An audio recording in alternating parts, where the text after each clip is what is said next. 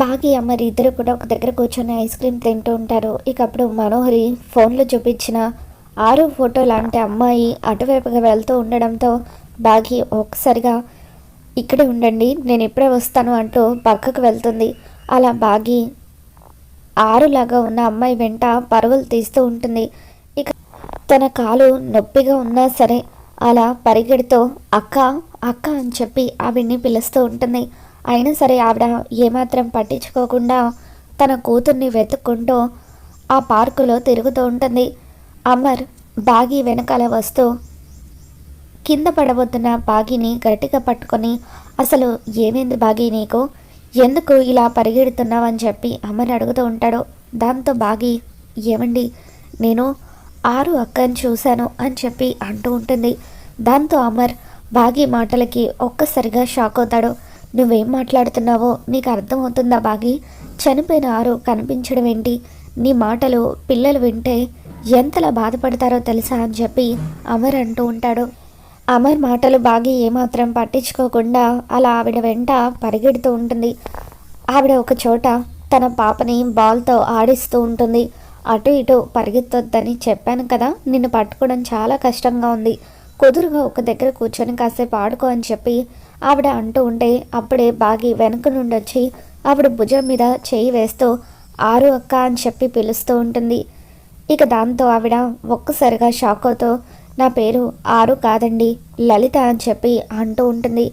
దాంతో బాగి అదేంటి మనోహరి గారు తన ఫోన్లో మీ ఫోటో చూపిస్తూ మీరే ఆరు అక్క అని చెప్పారు కదా అని బాగి అంటూ ఉంటే, మీరు చెప్పేది అమ్మ అనాథాశ్రమంలో పెరిగిన మనోహరి అరుంధతి గారి గురించేనా అని చెప్పి లలిత అంటూ ఉంటుంది.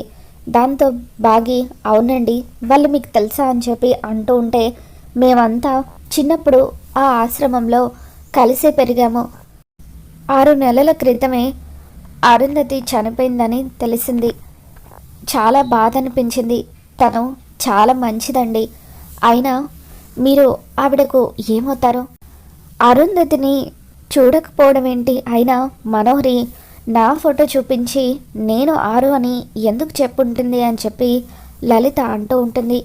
ఇంతలో అక్కడికి అమర్ కూడా వస్తాడు. హాయ్ సార్ ఎలా ఉన్నారు అని చెప్పి లలిత పలకరిస్తూ ఉంటుంది. నేను బాగున్నాను, మీరెలా ఉన్నారు అని చెప్పి అమర్ అంటూ ఉంటాడు. బాగున్నానండి ఈవిడ అని చెప్పి బాగి వైపు చూస్తూ ఉంటే, తను నా వైఫ్ బాగి, ఆరు చనిపోయిన తర్వాత నేను తనని పెళ్లి చేసుకున్నానని చెప్పి అమర్ అంటూ ఉంటాడు.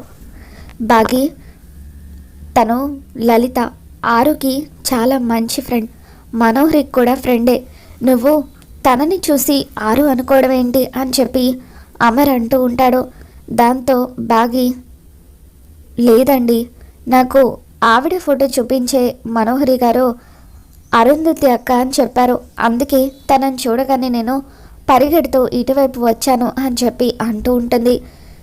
తర్వాత లలిత సరే అండి నేను ఇక బయలుదేరుతాను, మనోహరి కూడా మీతో పాటు వచ్చిందా అని చెప్పి లలిత అడుగుతూ ఉంటుంది.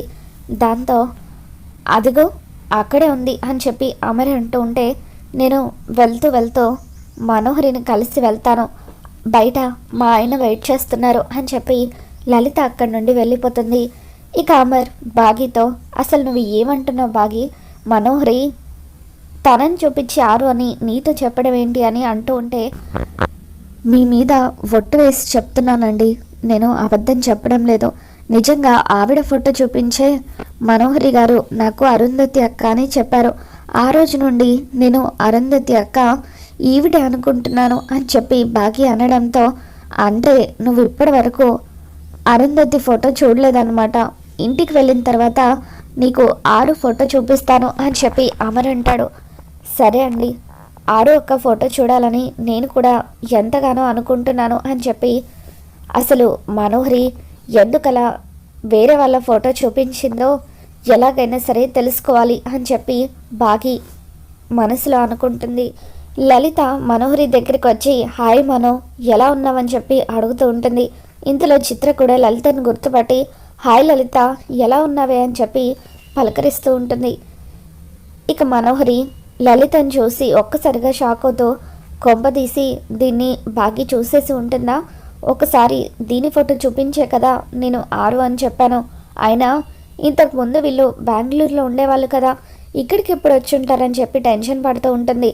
లలిత మనోహరి వైపు చూస్తూ, ఏంటి మనో, నేను ఇక్కడ మాట్లాడుతూ ఉంటే నువ్వెక్కడో చూస్తున్నావేంటి అని అంటూ ఉంటే, అప్పుడు మనోహరి ఏం లేదు, అమర్ నిన్ను చూశాడా అని చెప్పి అంటూ ఉంటుంది. అమర్ గారితో వాళ్ళ వైఫ్ బాగీ గారితో నేను ఆల్రెడీ మాట్లాడేశాను అని చెప్పి లలిత చెప్పడంతో, అమ్మో, అంటే ఇప్పుడు ఇది ఆరు కాదన్న విషయం బాగీకి తెలిసిపోయి ఉంటుందా? తెలిసిపోతే ఖచ్చితంగా ఆరు ఫోటో చూడాలని పట్టుబడుతుంది. అప్పుడు ఆరు గురించి మొత్తం కూడా తెలిసిపోతుంది. ఇప్పుడు ఏం చేయాలని చెప్పి మనోహరి టెన్షన్ పడుతూ ఉంటుంది. సరే మనో, చిత్ర, నేను మళ్ళీ కలుస్తాను, మా ఆయన బయట వెయిట్ చేస్తున్నారు, నేను ఇక బయలుదేరుతాను అని చెప్పి లలిత తన పాపను తీసుకొని అక్కడి నుండి వెళ్ళిపోతుంది. అమర్ బాగి ఇద్దరు కూడా మనోహరి వాళ్ళ వైపు వస్తూ ఉంటారు. మరో పక్క పిల్లలు నడుచుకుంటూ వెళ్తూ ఉంటే రణవీర్ మనుషులు ఇద్దరు కూడా, పిల్లలు అదిగో అక్కడ ఐస్ క్రీమ్ షాప్ ఉంది, అక్కడ ఐస్ క్రీమ్ చాలా బాగుంటుంది, కావాలంటే మీరు కూడా ట్రై చేయండి అని చెప్పి అంటూ ఉంటారు. దాంతో పిల్లలు నాకు ఐస్ క్రీమ్ కావాలని చెప్పి పరిగెడుతూ వెళ్తూ ఉంటే అనామిక కూడా వెళ్ళబోతూ ఉంటుంది.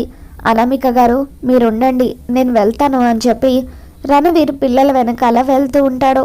ఇక అలా రణవీర్ వెళ్తూ ఉండగా అంజు అప్పుడు చాక్లెట్ తిని వ్రేపర్ని కింద పడేస్తుంది. దాంతో మిగతా ముగ్గురు పిల్లలు, అంజు ఏంటిది, డాడీ ఏం చెప్పారు, ఏది కూడా రోడ్డు పైన వేయొద్దని చెప్పారు కదా, మరి ఎందుకు అలా వేసాం, వెంటనే వ్రేపర్ని తీసి డస్ట్బిన్లో వెయ్యి, మేము ముందు నడుస్తూ ఉంటాము, వెళ్ళి ఆ చాక్లెట్ వ్రేపర్ని డస్ట్బిన్లో వేసిరా అని చెప్పి మిగతా ముగ్గురు పిల్లలు కూడా ముందు వెళ్తూ ఉంటారు. అంజు ఆ వ్రేపర్ని డస్ట్బిన్లో వేసి పిల్లల వెనకాల వస్తూ ఉంటే రణవీర్ కొంత దూరం వెళ్ళాక తన వెనకాల ఎవరూ రావట్లేదని నిర్ధారించుకొని మత్తుమందున్న కర్చీఫ్ని అంజు మొహం మీద పెట్టేస్తాడు. ఇక దాంతో అంజు స్పృహ కోల్పోవడంతో తన మనుషులకి సైగ చేయడంతో వాళ్ళు ట్రాలీ ఆటో తీసుకొని అటువైపుగా వస్తూ ఉంటారు. ఇక ఆ ట్రాలీ ఆటోలో ఎక్కి రణవీర్ అంజుని కిడ్నాప్ చేసి తీసుకెళ్ళిపోతూ ఉంటాడు. వెనకాలే ఆరు కూడా వస్తూ ఉంటుంది. రణవీర్ అంజుని తీసుకెళ్ళిపోవడం చూసిన ఆరు ఒక్కసారిగా షాక్ అవుతూ ఆ ఆటో వెనకాల పరుగులు తీస్తూ ఉంటుంది. ఇక అలా పరిగెత్తలేక తిరిగి అమర్ దగ్గరికి వచ్చి, సార్, అంజుని రణవీర్ తీసుకెళ్ళిపోతున్నాడు అని చెప్పి ఆరు అంటూ ఉంటుంది. దాంతో బాగి మనోహరి వీళ్ళందరూ కూడా కంగారు పడిపోతూ ఉంటారు. ఇదేంటి, రణవీర్కి ఎవరికి తెలియకుండా తీసుకెళ్ళమంటే పోయి దీని కంట్లోనే పడ్డాడా అని చెప్పి ఇప్పుడు రణవీర్ గనక దొరికిపోతే నేను కూడా దొరికిపోతానేమో అని చెప్పి ఎంతగానో టెన్షన్ పడిపోతూ ఉంటుంది. అసలు ఇదంతా ఈ బాగి వల్లే వచ్చింది.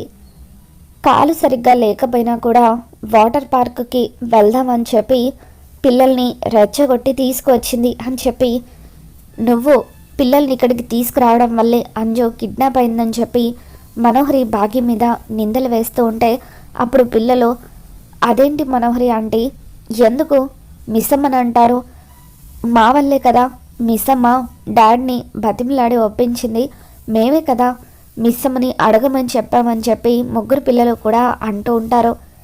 అప్పుడు ఆరు కూడా, అవును మనోహరి గారు, ఇందులో బాగి చేసిన తప్పేముంది అని చెప్పి అంటూ ఉంటే పిల్లలు తెలిసి తెలియక అలాగే వెళ్దామని అంటారు.